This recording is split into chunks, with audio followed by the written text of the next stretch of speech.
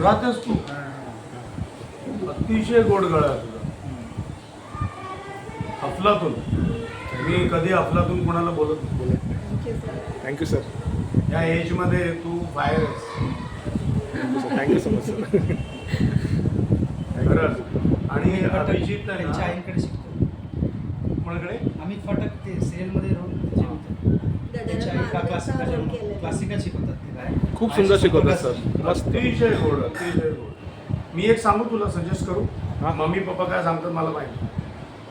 सांगू एक बोला सर. नाव करायचं असेल तर ओव्या आहेत ना, ओव्या, तुकोबांच्या ओव्या, अभंग. अभंग म्हणजे काय याला सांगायचं. हा ओके. हे कुणी करत नाही. लगेच पुढच्या वर्षापर्यंत तुझे पेपरला फोटो येतील. ओके. जे कुणी नाही करत ना ते आपण करायचं. बघा, एकदम सिनेमाचे गाणे अर्धा किलोने सिंगर, पाव किलोने सिंगर भेटले. पण तुला गीतेचे ओव्या किंवा तुकोबांचे अभंग हे जर घेतलं ना हातात, तुझ्या पाया पण पडतील ते बोनसमध्ये. माहिती आहे तुला? हे इंडियन आयडलच्या नादाला लागायचं नाही, कारण तू त्याच्यापेक्षा वेगळ्या उंचीवर असतो या एजमध्ये. ओके. कळलं काय सांगितलं मी? पुढच्या वर्षी तुला कमीत कमी 10 अभंग तुझे बाय हार्ट पाहिजे.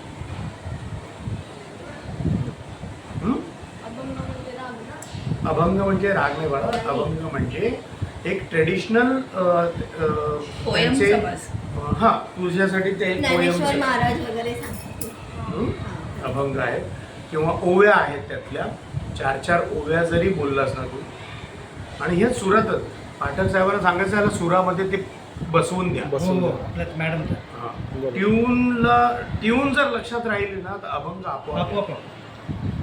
पाढ्यांचं कसं आहे, पाढे कसे आपोआप बे के बे बे या या या आले की सगळे ए या या या. अभंग बाहेर गेले. गाणी तू करणारच. गाणी आपोआप करशील.